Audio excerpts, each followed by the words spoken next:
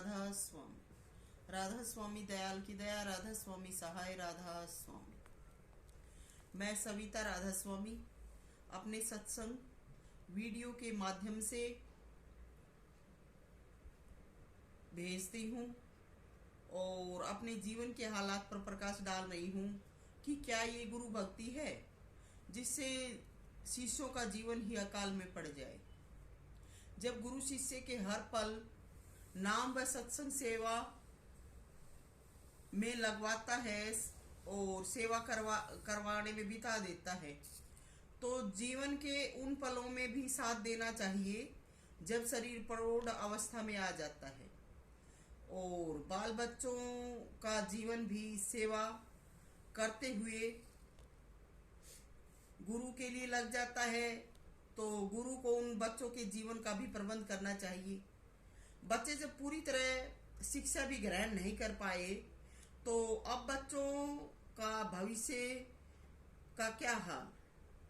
तो मैं सभी श्रोताजन से पूछना चाहती हूँ कि ये गुरु भक्ति करनी चाहिए या नहीं, और जब गुरु भक्ति करके जो परिणाम हाथ आता है उसे प्रकट करने में, जब गुरु भक्ति करके जो परिणाम हाथ आता है गुरु भक्ति करने का, तो क्या उसे प्रकट करने में हम दोषी हैं, ये भी बताना चाहिए। गुरु जब शिष्य का पूरा जीवन ले लेता है और आखिरी में घर में पटक दे, तो ऐसे गुरु को आप क्या कहेंगे। सामान्य इंसान दुनिया में कहीं भी कमा खा ले, मगर मेरा जीवन बता तो जो परमात्मा के नाम से सेवा आती है वही होता होगा, और मेरे बच्चों का भी। अब मेरा तो गुजारा पति की कमाई से हो गया, बच्चे कहाँ जाएं, ये गुरु को दिखाई ही नहीं देता। वैसे तो सातवें आसमान की गाते हैं, धरती पर जो रोज पाठ कराते हैं उसमें रोज जो पास आते हैं जाते हैं, वो सातवां आसमान नजर आ जाता है, और जो रोज पास आते जाते हैं वो नजर ही नहीं आता। हर सत्संग में कभी लाखों की, कभी हर सत्संग में कभी लाखों की, कभी करोड़ों की कमाई आती है। वो सारी गुरु ही खाता है, औरों को उपदेश में नचका दिया जाता है। हम सत्संग में जाते हैं, 100 ग्राम प्रसाद भी हमें नहीं देता, खुद गाड़ी भर भर के नोट लेके आता है, नोट जहां भी आश्रमों में जाता है लेके जाता है, और जितना भी चढ़ावा भेंट आती है वो भी खुद ले जाता है। हम जो सारा जीवन लगा बैठे हैं, हमें कुछ भी नहीं मिलता, तो हम भी बाल बच्चेदार हैं, हमें भी धन चाहिए।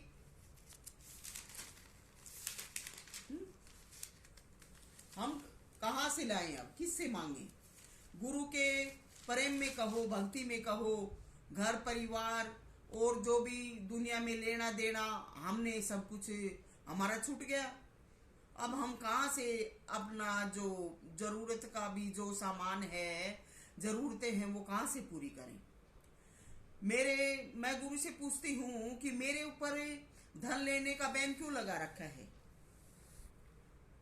क्या हर रोज सत्संग में ये कहते हैं कि कोई सेवा मांगने आए तो सेवा मत देना, कोई ये करे तो ये मत करना, लेकिन मैं अगर सत्संग करवा के आऊं तो क्या मैं खाली आया था हूं अपने घर। मैं सत्संग घर घर जाके क्यों नहीं करवाती, क्यों। हमने सारी जिंदगी मुंह पड़वाण का ठेका ले लिया, हमने खाना भी नसीब नहीं हो है।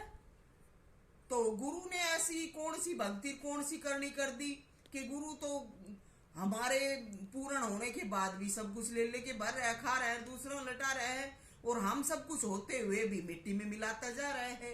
ये कौन सी बात है। तो मेरे ऊपर धन लेने का बैन क्यों लगा रखा है, क्यों संगत को बोलने की और मिलने की मनाही करता है, जहां भी जाता है क्यों गुमराह करता है। क्योंकि गुरु सिकंदर बनना चाहता है। दुनिया पर को मनाही करने की और बैन लगाने का यही कारण है कि सारा धन अपने कब्जे में करना चाहता है, और हमें सारा जीवन जैसे उल्टा सीधा चाहे हाँक हाँकना चाहता है। क्या ये सच्चे गुरु का व्यवहार होता है। गुरु बन के कब्जे में कर लिया। जब हम दुनिया से जाएं तो क्या अपने बच्चों को रोड पर मंगते बनाकर छोड़कर जाएं? एक बार तो इतना बुरा वक्त देख लिया, क्या बार बार हम ही चोट खाते रहें? ये कौन गुरु रूप है जो दुखों को छुटाने की शर्त या हवाला देकर फिर से नरकों का वासी बनाना चाहता है? क्या क्या गुरु उस अपने में भी अपने शिष्य के लिए कभी बद्दुआ देता है? ऐसा क्या कर दिया जो हमें हर वक्त रोब दिखाता है? 150-200 आश्रम बना दिए तो क्या हम इन आश्रमों में बस रहे हैं? आश्रमों में गुरु की कोठी और बंगले बने पड़े हैं, या जो पास इधर उधर से जो रिश्ते नातेदार का रखे हैं वो रहते हैं। हमें तो इन कोठी बंगलों का अंदर का फोटो भी नसीब नहीं होता, रहने की तो बात बहुत दूर है। बाहर के फोटो दिए जाते हैं, अंदर अंदर क्या है, कैसी ऐस उड़ाते हैं, क्या ऐस उड़ाता है, सब गुप्त है। तो हमें इन आश्रमों की संख्या बढ़ाने का क्या लाभ है? क्या हमें जो इंसानी चोला मिला है, क्या हम ये बार बार मांगेंगे परमात्मा से? हम भी इस जीवन में जन्म में एक बार ही आए हैं और हम भी धरा से जाएंगे, तो हमें भी धरा से जाते वक्त अपने अच्छे कर्म, अच्छा चरित्र और गुरु को जब इतने इतने साल की सेवा दी जाती है और फिर भी हमारे चरित्र पर लांछन लगाए जाते हैं, तो फिर ये सब गुरु की कमी होती होगी क्या? हम अगला जन्म लेके किस लिए आएंगे, क्यों आएंगे? जब हमने अपना ये जीवन सारा लगा दिया और इसी जन्म में हमारा सब कुछ अच्छा होना चाहिए, तो क्या हमारा मरने के बाद गुरु भी उन्हीं लोगों में शामिल हो चुका है क्या? कि जीते जी तो कोई पूछता नहीं है और मरने के बाद वो मुंह में घी डाला जाता है, तो गुरु भी यही कार्य कर रहा है। जीते जी हम शिष्यों को तो इस प्रकार से नाक में नकेल घाल घाल के लात मार मार के चला रहे से, आखिरी वक्त में दुनिया से जाएंगे तो फिर उस बाबाई से हमें क्या मिल जाएगा? तो हम कितना चुप रहे? हमें इन आश्रमों की संख्या बढ़ाने का क्या लाभ? क्या जहां भी जाते हैं ढंग से टुकड़ा भी पेट भराई का नहीं मिलता। मैं तो कहती हूं भगवान ने तो तू अगले जन्म में, भगवान को ये कहती हूं कि तू हमने तो अगले जन्म में जंगल में ही डाल दिए। मर्द सारा दिन ई भूखा पैसा ना रह जा।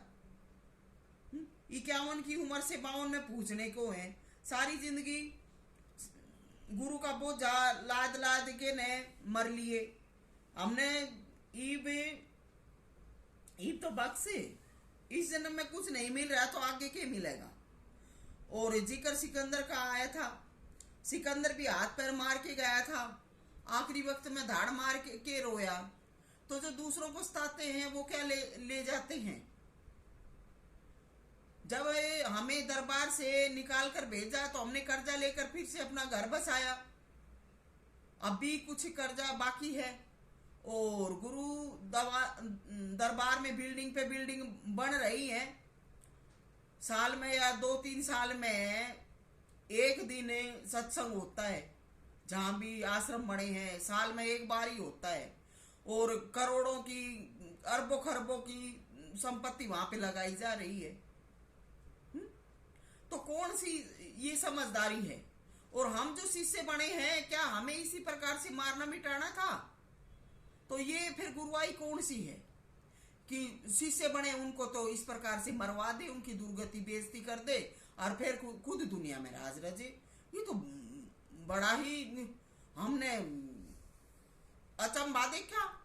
आज तक जितने भी फांसी पर उतार दिए वो बेचारे ने ही अपना सब कुछ करवा भी लिया, फिर कोई कुआं में लटका दिया, कोई हाथी नीचे ठोकरा में मरवा दिया, कोई तालाब में फेंकवा दिया। तो ये उन गंदे गुरुओं की कार होती होगी।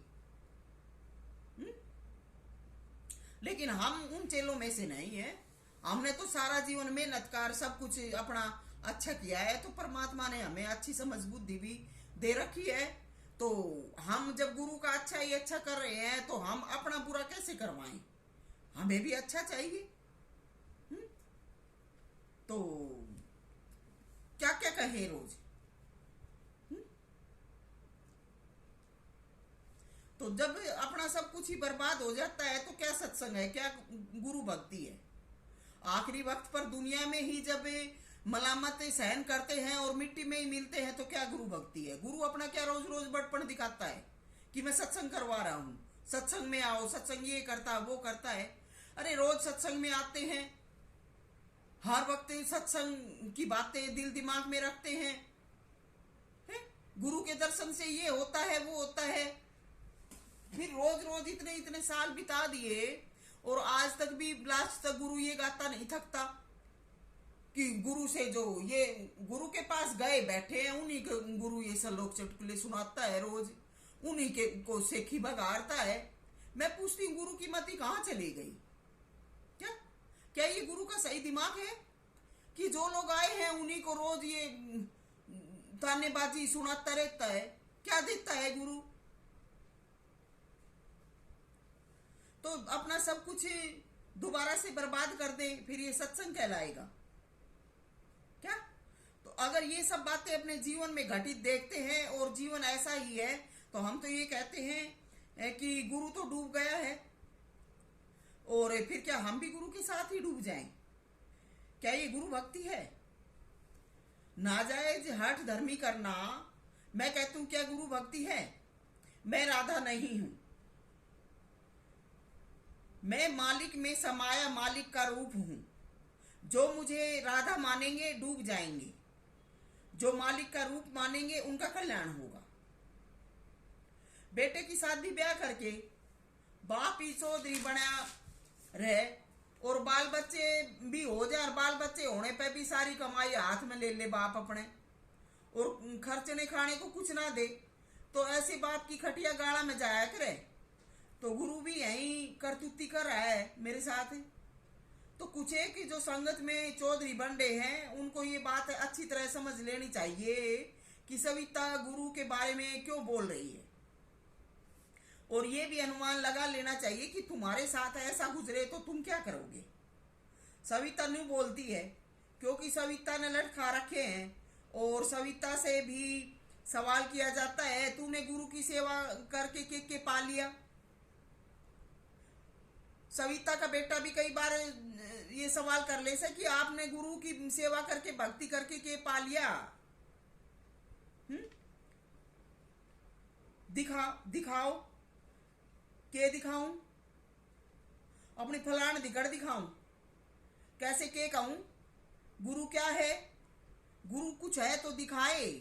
अपने राज रजने से स्थान बनाने से गुरु पूरा और सच्चा और अच्छा नहीं हो जाता। आज उत एक साल में एक दिन नंबर आवे, रोज हलवा पूरी बावन भोग खावे, कभी सत्संग के नाम से, कभी चरण फेरी के नाम से, कभी रोज आश्रमों में भंडारे लगावे। और हमारे साथ रहने वालों ने हमें अगर ये कहा कि आ जाओ भाई हम सत्संग करा रहे सा, के सिर टांग सत्संग करा रहे सा, 2-2 4-4 घंटे उनके मुंह ने भी पड़वा दिया और आते मुट्ठी मारा कुछ दे नहीं रखा, तो हम के गुरु की महिमा गावा। तो इस जन्म में मैं तो इंसान ने चोला बुद्धि हमने मिली से अच्छी तरह बितावा, अगला जन्म देखा जाएगा। जब कोई किसी प्रकार का मेल जोड़ लेना देना ही नहीं और जीवन में किसी प्रकार से कुछ मिल ही नहीं रहा तो कहां से लाएं रोज देने को? हमें कौन देता है? ये कारण है गुरु के सामने बोलने का और माथा फुड़वाने का।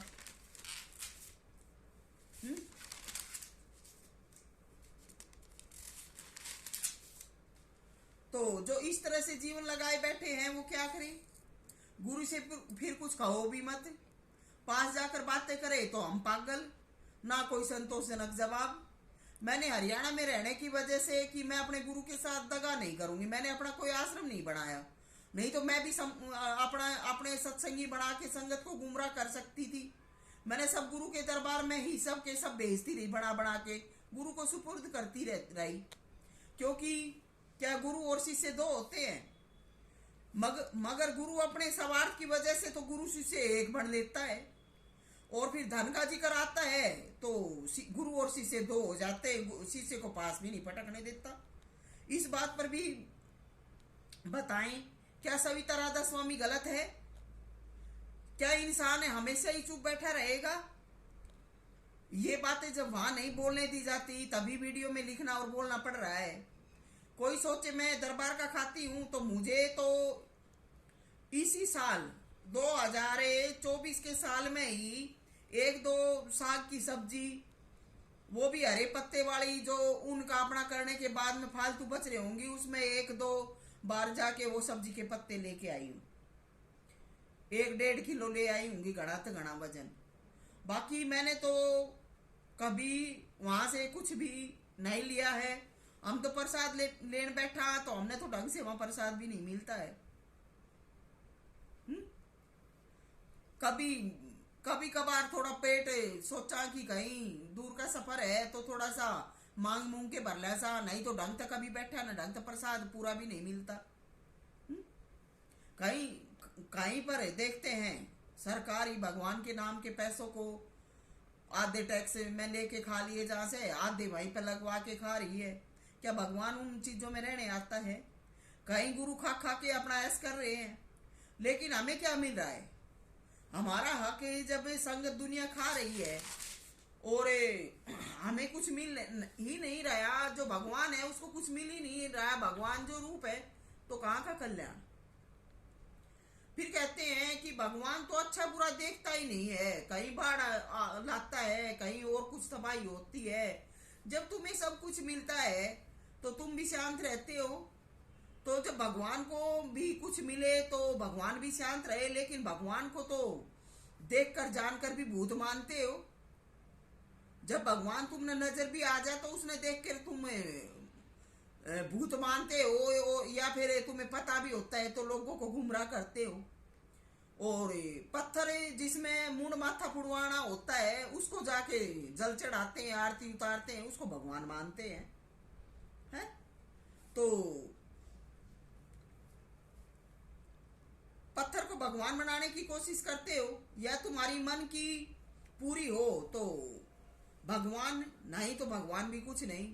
तो ये सरदाया भावना लोगों की भगवान के प्रति है। कैसे जीवन में संतोष व शांति आए? अपना दुख, अपना जीवन तो बहुत कठिन लगता है और दूसरे का बहुत ही मोहक व मीठा लगता है। अपने पास सब कुछ होने पर भी अपना कुछ नहीं लगता, दूसरों का ही ज्यादा लगता है। दूसरों को नीचा दिखाना, दूसरों का सब कुछ ज्यादा लगना, ये बस आज के युग में इंसानी जीवन का लक्ष्य दिखाई दे रहा है। तो क्या चाहते हो परमात्मा से? जब तुम परमात्मा देखकर भी जलते हो तो परमात्मा तुम्हारा गुलाम है क्या? परमात्मा तो मुंह मांगी मांगे पूरी करे और उसी के दिए में छिट्टा देने पे भी रोते हो। तुम्हें बहुत दुख होता है देने में। कितना क्षाणापन है आज की जूनी में। तो सविता इसलिए ये सब कहती है और करती है। कोई बोलने वाला है तो बोल देगा कि सविता क्या गलत कह रही है, गुरु से भी और वैसे भी जो भी संदेश दे रही है उसमें कुछ गलत बात कह रही है, तो बोलना चाहिए। सभी को आशीर्वाद, नमस्कार, राधा स्वामी।